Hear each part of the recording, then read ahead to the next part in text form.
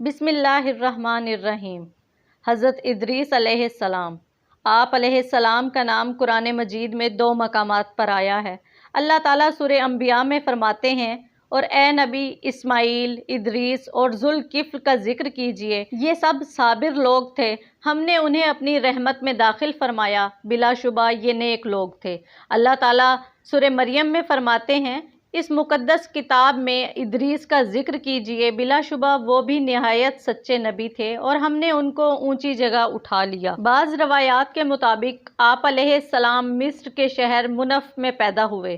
لوگ آپ کو ہرمس الحرامسہ کہتے تھے۔ یہ سریانی زبان کا لفظ ہے۔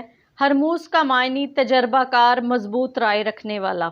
بعض روایات میں ہے کہ آپ علیہ السلام کا نام اخنوخ تھا۔ امام بخاری رحمۃ اللہ علیہ حضرت ابن مسعود رضی اللہ تعالیٰ عنہ اور ابن عباس رضی اللہ تعالیٰ عنہ سے نقل کرتے ہیں کہ الیاس علیہ السلام ہی حضرت ادریس علیہ السلام ہیں۔ صحیح بخاری میں ہے کہ آپ علیہ السلام کی ملاقات چوتھے آسمان پر رسول اللہ صلی اللہ علیہ وآلہ وسلم سے ہوئی تھی۔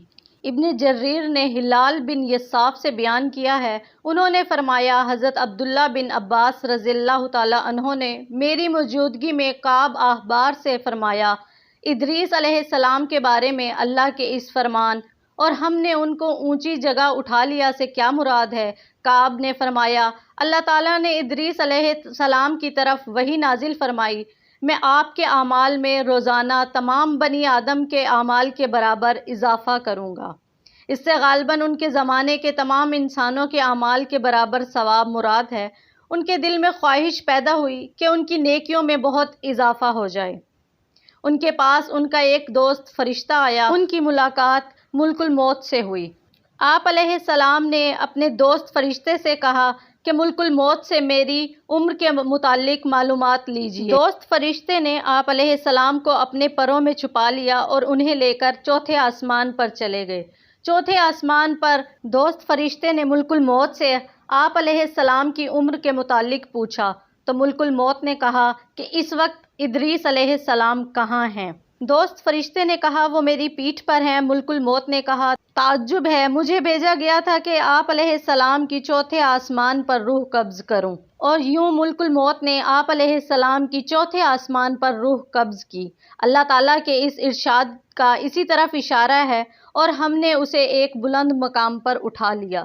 ابن ابی حاتم نے اس آیت کی کچھ یوں تفسیر کی ہے کہ حضرت ادریس علیہ السلام نے فرشتے سے کہا کہ ملک الموت سے پوچھو کہ میری عمر کتنی باقی ہے۔ ملک الموت اس کے پاس ہی تھا۔ دوست فرشتے نے پوچھا کہ حضرت ادریس علیہ السلام کی ابھی عمر کتنی باقی ہے؟ ملک الموت نے کہا کہ میں دیکھ کر ہی بتا سکتا ہوں۔ پھر اس نے دیکھ کر کہا کہ تو نے ایسے شخص کے متعلق پوچھا ہے کہ جس کی عمر آنکھ جھپکنے کے برابر باقی ہے۔ فرشتے نے اپنے پر کے نیچے ادریس علیہ السلام کو دیکھا تو ان کی روح قبض ہو چکی تھی۔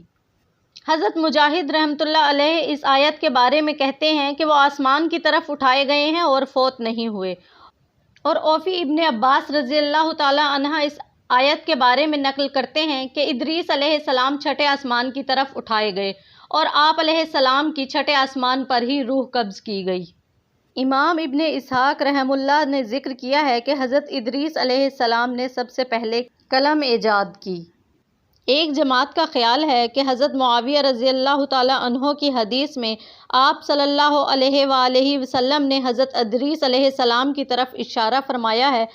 جب آپ صلی اللہ علیہ وآلہ وسلم سے ریت پر لکھنے کے متعلق سوال ہوا، اس دور میں لوگ ریت پر لکھ کر کچھ حساب لگاتے اور آئندہ کی خبروں کا اندازہ لگاتے تھے، تو آپ صلی اللہ علیہ وآلہ وسلم نے فرمایا ایک نبی ایسا لکھا کرتے تھے جس کا خط ان کے موافق ہوا وہ ٹھیک ہے۔